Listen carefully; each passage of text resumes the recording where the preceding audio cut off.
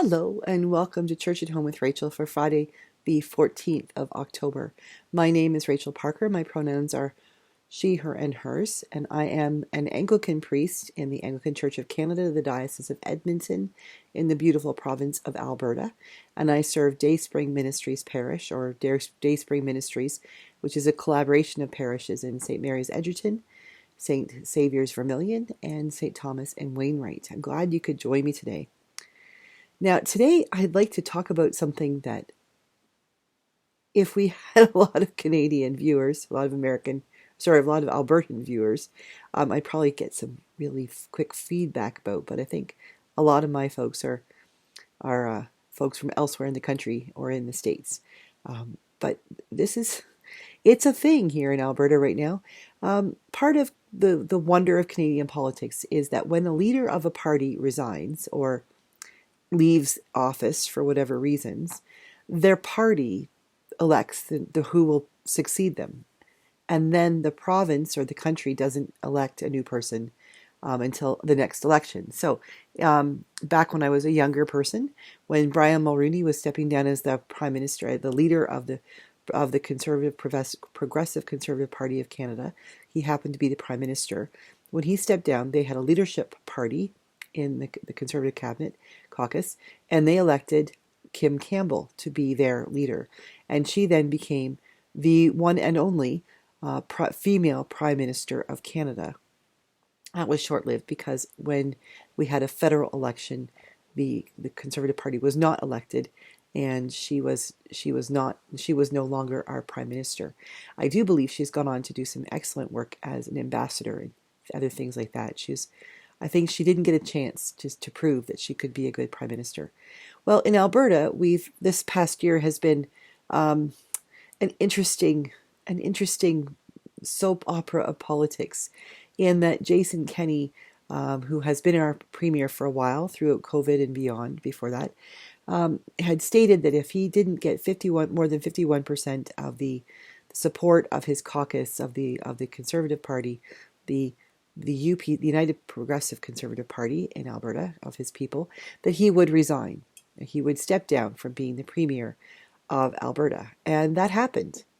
He did not get more than 51%, so he said, okay, I'll step aside.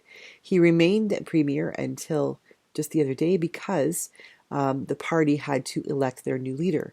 They elected a woman named Danielle Smith, who I do believe, I might be wrong because I'm newer to Alberta and didn't pay attention to Alberta politics prior to coming here, really.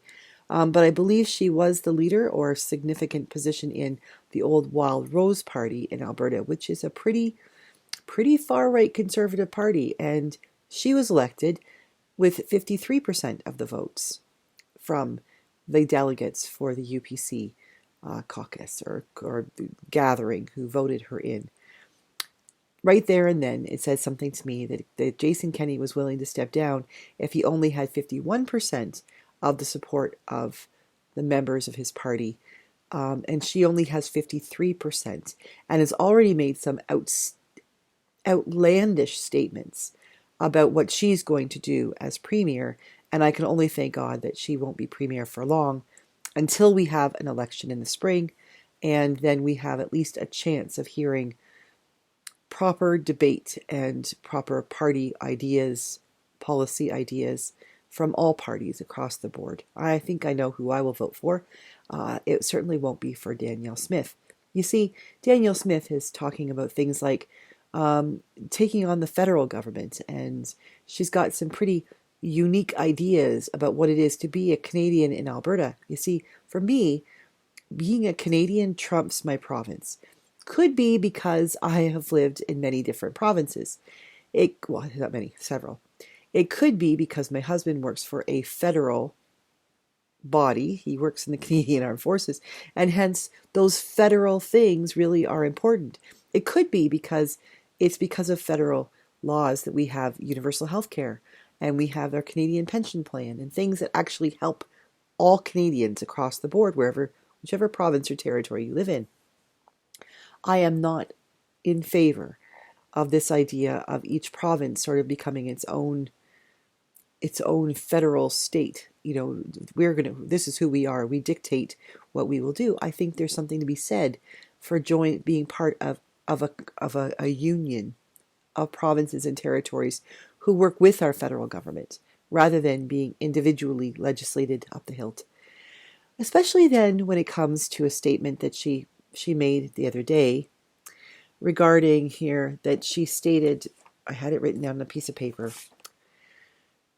She stated that she believes that the most discriminated group that she has seen in her lifetime are the unvaccinated.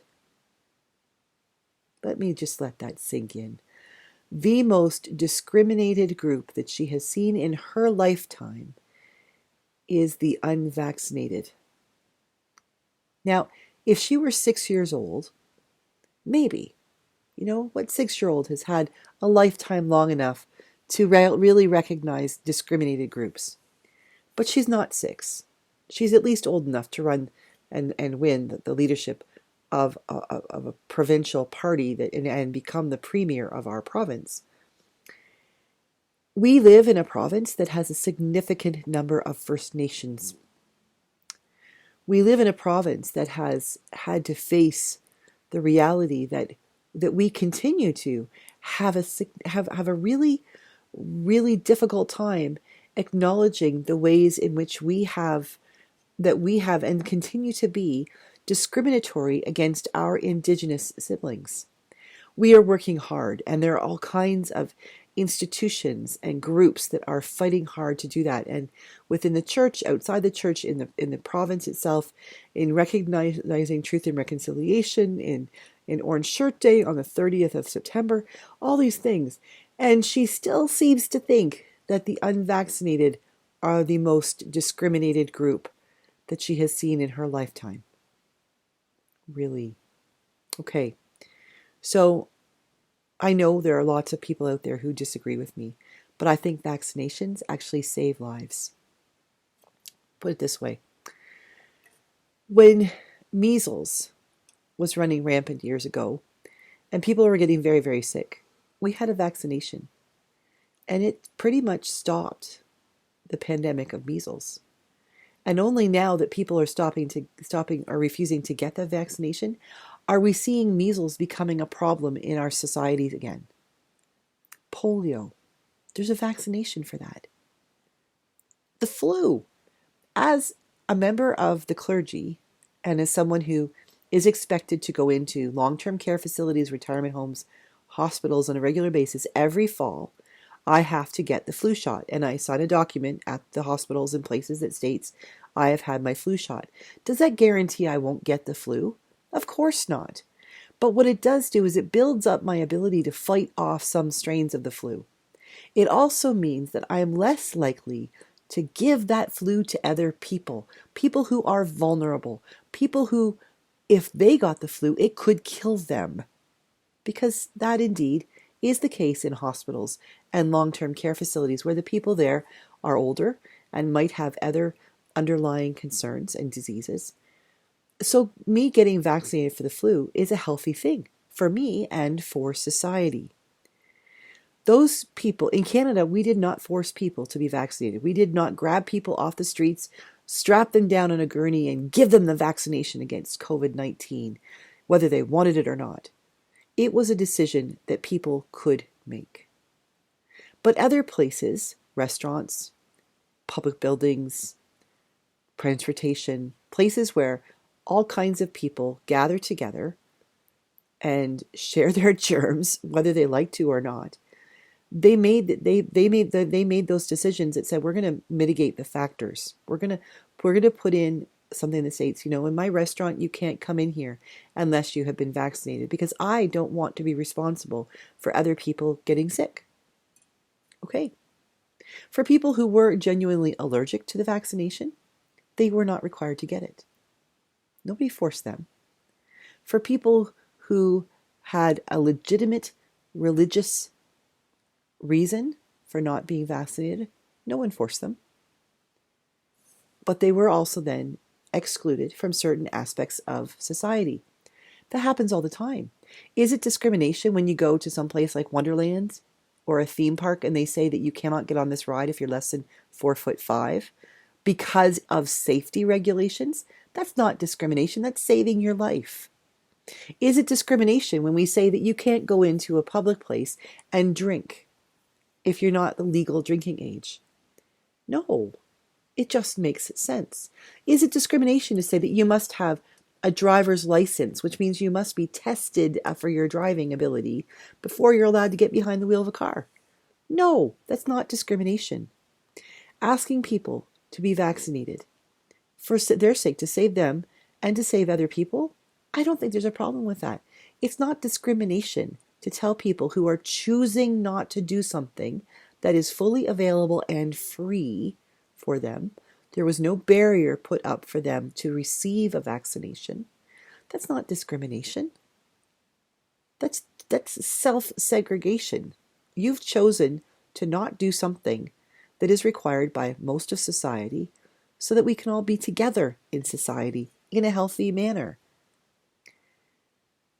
I find it frustrating to see someone who is presumably an educated, thinking person standing up and representing our province and stating that, in her opinion, the unvaccinated are the most discriminated against group that she has seen in her entire lifetime. Hyperbole? Absolutely. Ridiculous? In my mind, yep. Qualified to be the leader of our province?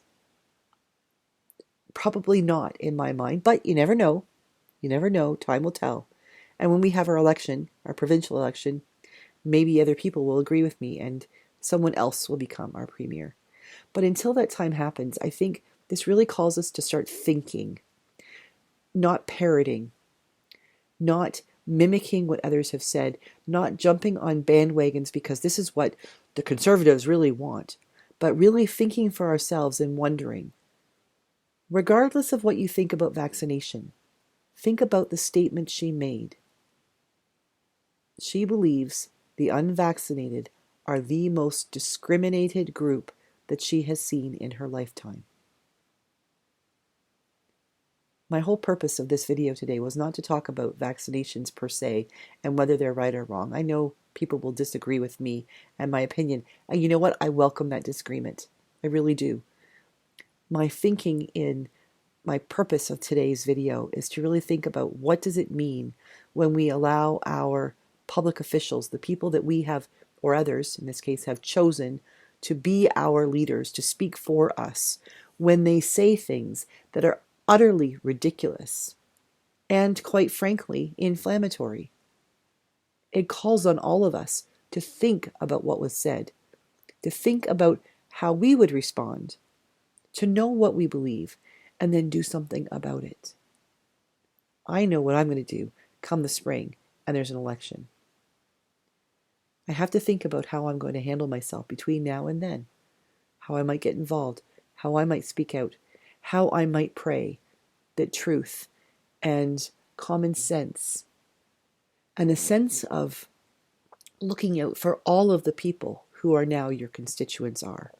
Because, Ms. Danielle Smith, you are not the premier for only the conservative parts of this province. You are the premier for every single person, vaccinated or not. Every single person who is at risk of illness or death if they were to contract COVID or any other communicable disease.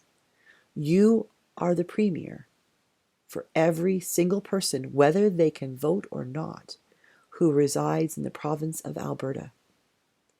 May you truly begin to understand what that means. All that being said, I hope that all of you who are watching have a wonderful weekend. Bless you, and may you have some fun. May you have some thought-provoking discussion.